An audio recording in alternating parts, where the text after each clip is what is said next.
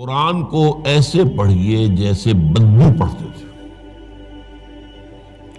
بدو نہ فلسفی تھے، نہ منطقی تھے، نہ سائنسدان تھے، نہ ابھی حدیثیں ان کے پاس تھی، نہ ابھی فقہ مرتب ہوئی تھی۔ وہ کیا تھا؟ عربی زبان، یہ ان کی اپنی تھی۔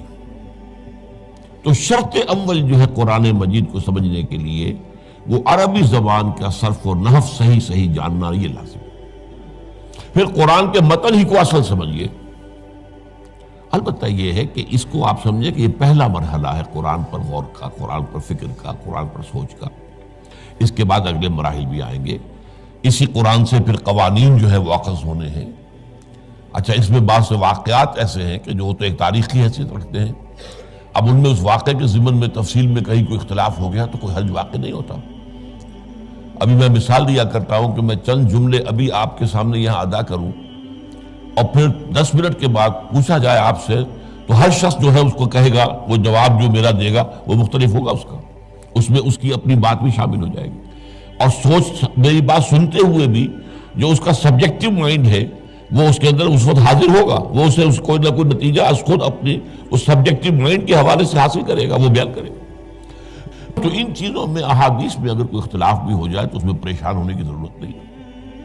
ابھی ہمارے ہاں یہ جمعے کے اجتماعات میں حدیث جبرائیل جو ام السنہ کہلاتی ہے، جیسے سورہ فاتحہ ام القرآن ہے، ایسے حدیث جبرائیل ام السنہ ہے، سنت کی جڑ اور ماں۔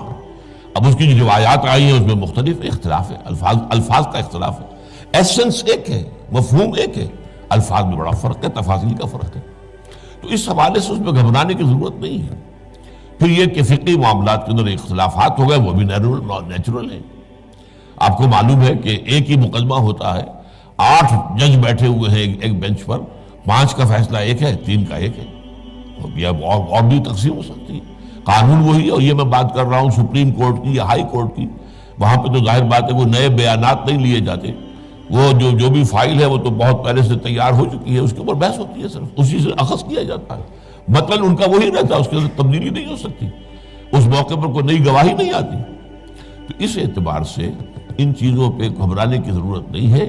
البتہ آپ آغاز جس طریقے سے کریں وہ میں نے آپ کو بتا دیا ہے، اس میں یہ کہ آپ اصل میں ان تمام جو چیزیں ہیں اضافی، ان سے ذرا صرف نظر کرتے ہوئے عارضی طور پر پہلے قرآن کو ایسے پڑھیے جیسے بدو پڑھتا تھا۔ اور وہی بات تھی کہ بدو پھر جس طریقے سے موٹیویٹ ہوا ہے، بدو سے مراد میں صحابہ کو عام طور پر لفظ دے رہا ہوں، ان کی اس کے لیے وہ نہ سمجھیے کوئی توہین کی بات ہے، مطلب یہ کہ میں اس معنی میں کہہ رہا ہوں کہ وہ لوگ فلسفی نہیں تھے، کوئی پڑھے لکھے لوگ نہیں تھے، بلکہ امت کا نام ہی ہے یہ جو ہے امیین، ان پڑھ لوگ، ان پڑھ، ان لیٹرڈ ون، حضور کی شان بھی یہی ہے، امی ہے۔ تو انہوں نے قرآن کو جس طور سے سمجھا ہے وہ ہے بہترین طریقہ قرآن کو سمجھنے کا، اور اسی سے پھر وہ صحیح موٹیویشن ہوتی ہے کہ انہوں نے تن من دھن سب لگا دیا اللہ کے دین کے لیے اور اللہ کے دین کو غالب کر دیا۔ بحثوں میں پڑھ کر اور وہ جو باریکیوں میں پڑھ کر اور بال کی کھال اتار کر اور منطقی طور پر تجزیہ کر کے اور فلاں احادیث کے تقابل کے